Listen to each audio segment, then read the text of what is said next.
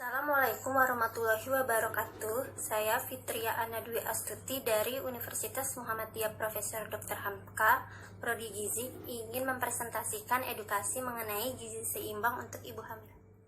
Mengenai gizi seimbang untuk ibu hamil, pengertian gizi seimbang yaitu susunan pangan sehari-hari yang mengandung zat gizi dalam jenis dan jumlah yang sesuai dengan kebutuhan, dengan memperhatikan prinsip keanekaragaman pangan, aktivitas fisik, perilaku hidup bersih, dan memantau berat badan secara teratur dalam rangka mempertahankan berat badan normal untuk mencegah masalah gizi.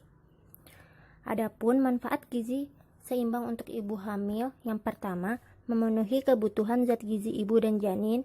Yang kedua, mencapai status gizi ibu hamil dalam keadaan normal sehingga dapat menjalani kehamilan dengan baik dan aman. Yang ketiga, membentuk jaringan untuk tumbuh kembang janin dan kesehatan ibu. Yang keempat, mengatasi permasalahan selama kehamilan, contohnya seperti anemia dan preeklamsia. Yang kelima, ibu memperoleh energi yang cukup yang berfungsi untuk menyusui setelah kelahiran bayi. Pesan gizi seimbang untuk ibu hamil. Yang pertama, mengkonsumsi makanan yang beraneka ragam berguna untuk memenuhi kebutuhan energi, protein, dan vitamin serta mineral sebagai pemeliharaan, pertumbuhan, dan perkembangan janin serta cadangan selama masa menyusui.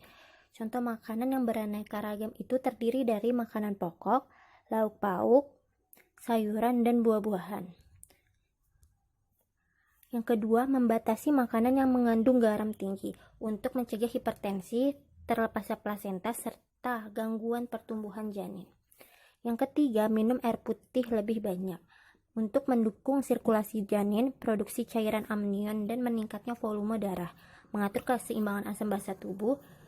Asupan air minum ibu hamil sekitar 2-3 liter per hari atau 8-12 gelas per hari.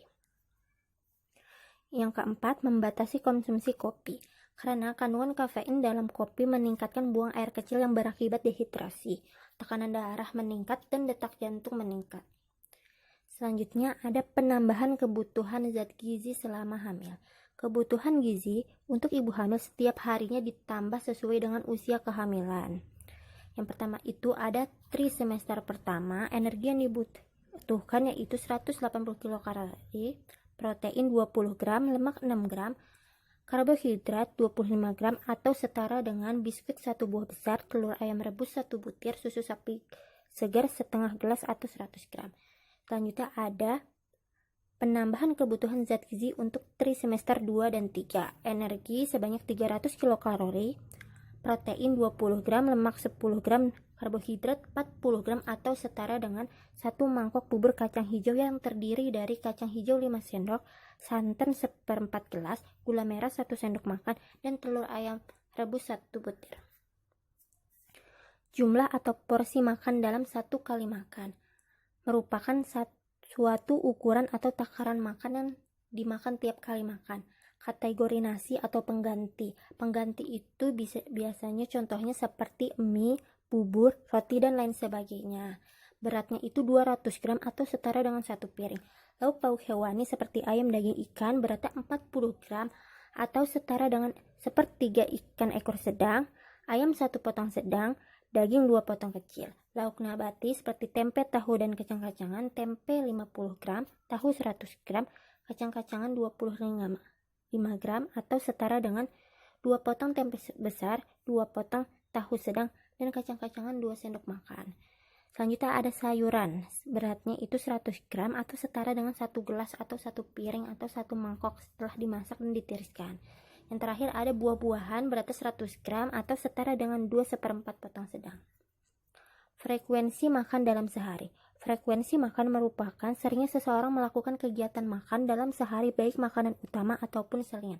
Frekuensi makan yang baik yaitu 3 kali makan utama dan 2 kali makan selingan atau porsi kecil namun sering dan harus sesuai dengan porsi.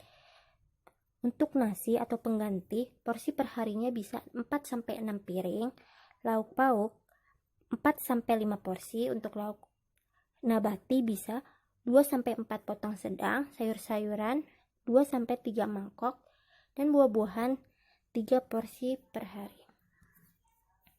jenis makanan yang tersusun dalam satu hidangan makan.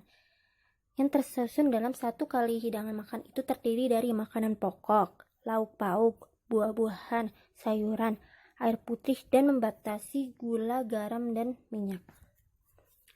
Makanan sumber karbohidrat itu contohnya ada pada padi-padian atau serealia seperti beras, jagung, gandum, sagu, umbi-umbian seperti ubi, singkong, talas, serta hasil olahan tepung-tepungan seperti mie, roti, makaroni, dan bihun. Makanan sumber protein, yaitu terdiri dari 2, protein hewani seperti ayam, telur, susu, dan protein nabati seperti tahu, tempe, oncom, dan kacang-kacangan lainnya. Sumber zat pengatur itu berupa sayur dan buah-buahan, baik sayuran hijau maupun sayuran lainnya. Sayuran hijau seperti sayuran bayam, daun singkong, daun katuk, kangkung, dan sayuran lainnya seperti wortel, tomat, sayur kacang-kacangan seperti kacang panjang, buncis, dan kecipir. Buah-buahan yang diutamakan yaitu buah-buahan yang berwarna kuning jingga yang kaya akan serat dan berasa asam seperti pepaya, mangga, nanas, nangka, jambu biji, apel, sirsak, dan jeruk.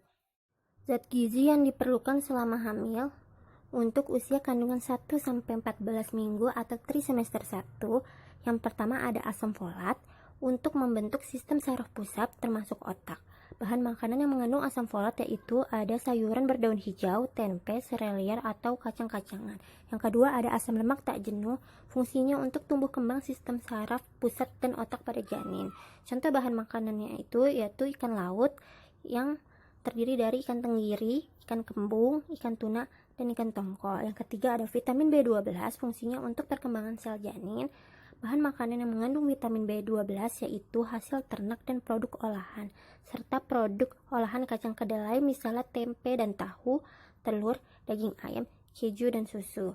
Yang terakhir ada vitamin D, fungsinya untuk membantu menyerap kalsium dan mineral atau zat penting yang diperlukan dalam tubuh di dalam darah. Contoh bahan makanan yang mengandung vitamin D itu terdiri dari ikan salmon dan susu. Untuk usia kandungan 14-27 minggu, zat gizi yang diperlukan selama trimester 2 yaitu vitamin A. Fungsinya untuk proses metabolisme, pembentukan tulang, dan sistem saraf. Bahan makanan yang mengandung vitamin A terdiri dari daging ayam, telur bebek, kangkung, wortel, dan buah-buahan yang berwarna kuning hingga merah. Yang kedua ada kalsium. Fungsinya untuk pembentukan tulang dan gigi pada janin dan ibu. Bahan makanan yang mengandung kalsium itu ada pada yogurt, bayam, jeruk, dan roti gandum. Yang ketiga ada zat besi atau Fe, fungsinya untuk membentuk sel darah merah, mengangkut oksigen ke seluruh tubuh dan janin. Contoh bahan makanan yang mengandung Fe yaitu kacang-kacangan, sayuran hijau, daging sapi, hati ayam, dan ikan. Untuk usia kandungan 27-40 minggu, zat gizi yang diperlukan selama trimester 3 yaitu ada vitamin B612. Fungsinya membantu proses sistem saraf. Bahan makanan yang mengandung vitamin B6 yaitu kacang-kacangan, hati, dan gandum. Kedua ada serat, fungsinya untuk memperlancar buang air besar. Bahan makanan yang mengandung serat yaitu ada sayur-sayuran dan buah-buahan. Yang ketiga vitamin C, fungsinya untuk membantu penyerapan zat besi dan antioksidan. Contoh bahan makanannya itu terdapat pada kol, nanas, pepaya, jambu, jeruk, dan tomat. Yang keempat ada seng, fungsinya untuk membantu proses metabolisme dan kekebalan tubuh. Bahan makanan yang mengandung seng yaitu ada kacang-kacangan, hati sapi, telur, dan daging sapi. Dan yang terakhir ada yodium, fungsinya itu untuk mengatur suhu tubuh, membentuk sel darah merah, serta fungsi otot dan saraf. Bahan makanan yang mengandung yodium yaitu ada garam dapur, udang segar, dan ikan laut. Yodium ini memang dibutuhkan untuk trimester 3, tetapi untuk mengonsumsi natrium ini atau yodium ini harus dibatasi dan tidak boleh terlalu sering. Bahan makanan yang dihindari dan dibatasi oleh ibu hamil. Yang pertama itu hindari makanan yang diawetkan karena biasanya mengandung bahan makanan tambahan yang kurang aman. Contohnya itu bahan makanan yang dikaleng seperti sarden. Yang kedua, menghindari daging, telur, ikan yang dimasak kurang matang atau setengah matang karena mengandung kuman yang berbahaya untuk janin. Contohnya seperti sate, telur setengah matang. Dan yang ketiga, membatasi kopi dan coklat. karena di dalamnya terdapat kandungan kafein yang dapat meningkatkan tekanan darah. Yang keempat, membatasi makanan yang mengandung tinggi energi seperti yang banyak mengandung gula, misalnya keripik dan kue. Yang kelima, membatasi makanan yang mengandung gas, contohnya nangka mentah, ubi jalar, karena dapat menyebabkan keluhan nyeri ulu hati pada ibu hamil. Yang terakhir, membatasi konsumsi minuman ringan atau soft drink karena mengandung energi tinggi yang berakibat pada berat badan ibu hamil meningkat berlebihan dan bayi lahir besar. Contoh soft drink misalnya itu kayak minuman bersoda. Terima kasih. Sekian presentasi dari saya, kurang lebihnya mohon maaf. Wabillahi taufiq wal hidayah. Wassalamualaikum warahmatullahi wabarakatuh.